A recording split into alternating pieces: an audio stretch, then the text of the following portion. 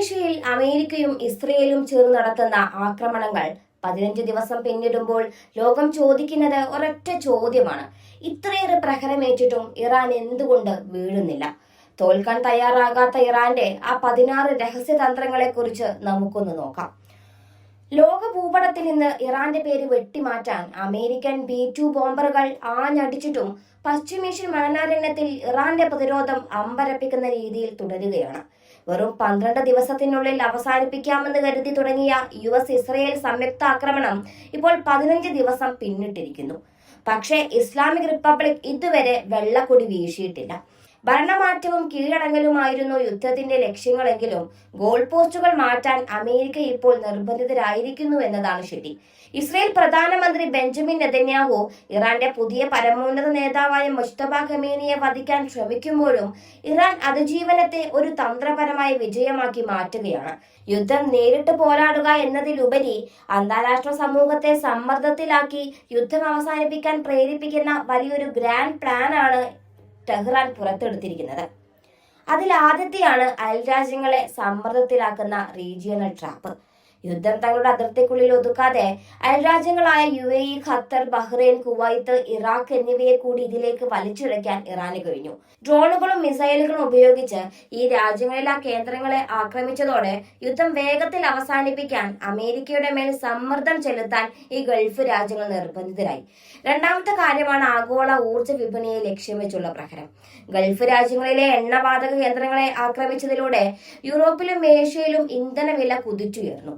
ആഗോളതലത്തിൽ ഭക്ഷണത്തിനും ജീവിത ചെലവിനും ഇത് വലിയ ആഘാതം സൃഷ്ടിച്ചതോടെ യുദ്ധം അവസാനിപ്പിക്കാൻ അന്താരാഷ്ട്ര സമൂഹം മുറവിളി കൂട്ടി തുടങ്ങി. മൂന്നാമത്തത് ഹോർമൂസ് കടലിടുക്കിലെ സൈക്കോളജിക്കൽ വാറാണ്. ലോകത്തിലെ ഏറ്റവും പ്രധാനപ്പെട്ട ഇന്ധനപാതയായ ഹോർമൂസ് കടലിടുക്ക് തടയുമെന്ന് ഇറാൻ ഭീഷണിപ്പെടുത്തിയതോടെ വലിയ കണ്ടെയ്നർ കപ്പലുകൾ ജലപാതയിലൂടെയുള്ള യാത്ര നിർത്തിവെച്ചു. വലിയൊരു സൈനിക നീക്കം നടത്താതെ തന്നെ ഇന്ധന വിപണിയെ ഞെട്ടിക്കാൻ ഈ ഒറ്റ ഭീഷണിയിലൂടെ ഇറാന് സാധിച്ചു. നാലാമത്തത് അസിമെട്രി ഓഫ് കോസ്റ്റ് ആണ്. അതായത് അമേരിക്കയുടെ ദശലക്ഷക്കണക്കിന് ഡോളർ വില മതിക്കുന്ന പ്രതിരോധ മിസൈലുകൾ നേരിടാൻ ഇറാൻ ഉപയോഗിക്കുന്നത് വെറും തുച്ഛമായ വിലയുള്ള ഷാഡ് ഡ്രോണുകളാണ്. കുറഞ്ഞ ചെലവിൽ ശത്രുവിന്റെ വലിയ ആയുധ ശേഖരത്തെ ക്ഷീണിപ്പിക്കാൻ ഇതോടെ ഇറാന് കഴിയും. അഞ്ചാമത്തത് ആഭ്യന്തര പ്രതിഷേധങ്ങളുടെ അഭാവവും. ഭരണകൂടത്തിനെതിരെ വൻ പ്രതിഷേധങ്ങൾ ഉണ്ടാകുമെന്ന് അമേരിക്ക കണക്ക് കൂട്ടിയിരുന്നെങ്കിലും ഇറാന്റെ ഉൾനാടുകളിൽ അത്തരം നീക്കങ്ങൾ കാണാനില്ല. രാഷ്ട്രീയ എതിരാളികളെ സമർത്ഥമായി നിയന്ത്രിക്കാൻ ഭരണകൂടത്തിന് സാധിച്ചു എന്നതാണ് വസ്തുത. ആറാമത്തത് തകരാത്ത നേതൃപാടവമാണ്. ആദ്യ ദിനം തന്നെ ആയത്തുള്ള അലി ഖമേനി കൊല്ലപ്പെട്ടിട്ടും ഇസ്ലാമിക് റിപ്പബ്ലിക് സംവിധാനം തകർന്നില്ല. പുതിയ നേതാവിനെ പെട്ടെന്ന് തെരഞ്ഞെടുക്കുകയും ഭരണ സംവിധാനം സുഗമമായി മുന്നോട്ട് കൊണ്ടുപോവുകയും ചെയ്തു. ഏഴാമത്തത് അടങ്ങാത്ത ഓൺ ആൻഡ് ഓഫ് സ്വിച്ച് ആണ്. എണ്ണശാലകളും വിമാനത്താവളങ്ങളും തകർക്കപ്പെട്ടിട്ടും ഇറാനിലെ ഭരണകൂട സംവിധാനങ്ങൾ ഇപ്പോഴും പ്രവർത്തിക്കുന്നുണ്ട്. ലോകത്തെ അമ്പരപ്പിച്ചുകൊണ്ട് തങ്ങളുടെ സോഷ്യൽ മീഡിയ പ്രചാരണങ്ങളും ഇന്റർനെറ്റ് സ്വിച്ചും നിയന്ത്രിക്കുന്നത് ഇപ്പോഴും ടെഹ്റാൻ തന്നെയാണ്. എട്ടാമത്തത് മൊസൈക് പ്രതിരോധ തന്ത്രമാണ്. മുതിർന്ന നേതൃത്വം കൊല്ലപ്പെട്ടാലും ആശയവിനിമയം തകർന്നാലും പ്രാദേശിക സൈനിക യൂണിറ്റുകൾക്ക് സ്വതന്ത്രമായി പോരാടാൻ കഴിയുന്ന വികേന്ദ്രീകൃത കമാൻഡ് ഘടനയാണ് ഇതിന്റെ ഏറ്റവും വലിയ കരുത്ത്. ഒൻപതാമത്തത് ഭൂമിശാസ്ത്രപരമായ അനുഗ്രഹമാണ്.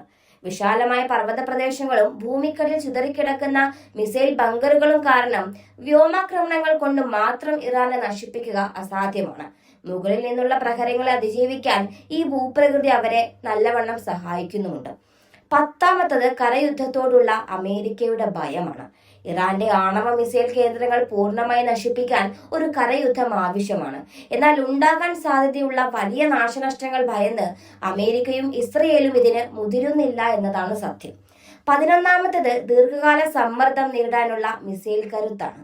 10,000-കണക്കിന് ഡ്രോണുകളും ബാലിസ്റ്റിക് മിസൈലുകളും ഇപ്പോഴും ഇറാന്റെ പക്കലുണ്ട്. ഇത് സംഘർഷം നീണ്ടു നിൽക്കാൻ ഇടയാക്കുകയും ചെയ്യുന്നു. 12ാമത്തത് ഉപരോധങ്ങൾ അതിജീവിക്കാനുള്ള ശീലമാണ്. ദശകങ്ങളായി ഉപരോധങ്ങൾക്കിടയിൽ ജീവിക്കുന്നതിനാൽ കള്ളക്കടത്ത് ശൃംഖലകളും അനൗപചാരിക വ്യാപാര ചാനലുകളും ഉപയോഗിച്ച് യുദ്ധകാലത്തെ സാമ്പത്തിക ആഘാതം കുറയ്ക്കാൻ ഇറാന് എളുപ്പത്തിൽ സാധിക്കും. 13ാമത്തത് ശത്രുക്കളുടെ രാഷ്ട്രീയ പരിമിതികളാണ്. അമേരിക്കയിലും ഇസ്രയേലിലും നിലനിൽക്കുന്ന രാഷ്ട്രീയ അസ്ഥിരതകൾ യുദ്ധം നീണ്ടുപോകുന്നത് അവർക്ക് വലിയ തിരിച്ചടിയാകുന്നു. ഇറാൻ മനഃപൂർവ്വം യുദ്ധം ദീർഘിപ്പിക്കുന്നത് ശത്രുക്കളുടെ രാഷ്ട്രീയ നിലനിൽപ്പിന് തന്നെ ഭീഷണിയാണ്. 14-ാമത്തത് ആണവശേഷിയെക്കുറിച്ചുള്ള അവ്യക്തതയാണ്. തങ്ങളുടെ പക്കൽ ആണവായുധമില്ലെന്ന് പറയുമ്പോഴും ഏത് നിമിഷവും അത് നിർമ്മിക്കാനുള്ള ഇറാന്റെ ശേഷിയെ ശത്രുക്കൾ വല്ലാതെ ഭയക്കുന്നുണ്ട്. ഈ സംശയം ഒരു വലിയ സുരക്ഷാ കവചമായി ഇറാൻ എപ്പോഴും ഉപയോഗിക്കുന്നുമുണ്ട്. 15-ാമത്തത് വ്യക്തതയില്ലാത്ത സൈനിക ലക്ഷ്യങ്ങളാണ്. ഭരണമാറ്റമാണോ അതോ ആണവ കേന്ദ്രങ്ങളുടെ നാശമാണോ ലക്ഷ്യമെന്ന കാര്യത്തിൽ അമേരിക്കയ്ക്കും ഇസ്രയേലിനും ഇപ്പോഴും വ്യക്തതയില്ല. ഈ ആശയക്കുഴപ്പം ഇറാന് ഗുണകരമാവുന്നു. 16-ാമത്തത് അതിജീവനം തന്നെ വിജയം. ശക്തരായ ശത്രുക്കൾക്ക് മുന്നിൽ പരാജയപ്പെടാതെ പിടിച്ചു നിൽക്കുന്നത് തന്നെ ഇറാന്റെ വലിയൊരു തന്ത്രപരമായ വിജയമായി ലോകം കണക്കാക്കുന്നുണ്ട്. വിജയത്തിന്റെ ഭാരം ഇറാനല്ല, മറിച്ച് അമേരിക്കയുടെയും ഇസ്രയേലിന്റെയും തലയിലാണ്.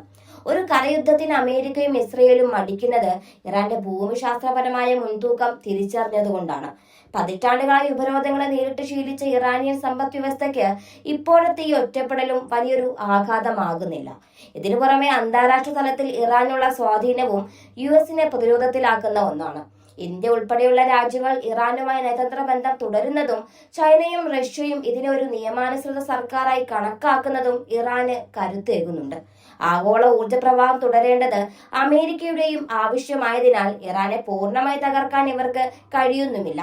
ഇതിനെല്ലാം പിന്നിൽ ട്രംപിന്റെയും നെതന്യാഹുവിന്റെയും ആഭ്യന്തര രാഷ്ട്രീയ കാരണങ്ങളാണെന്ന വിലയിരുത്തലുകളും ശക്തമാണ്. എപ്സ്റ്റീൻ ഫയലുകളുടെ പ്രത്യാഘാതങ്ങളിൽ നിന്ന് ശ്രദ്ധ മാറ്റാൻ ട്രംപും അഴിമതി കേസുകളിൽ നിന്ന് രക്ഷപ്പെടാൻ നെതന്യാഹുവും നടത്തുന്ന ഈ യുദ്ധം ലക്ഷ്യബോധമില്ലാത്ത ഒരു ചതുരംഗ കളിയായി മാറിക്കഴിഞ്ഞു.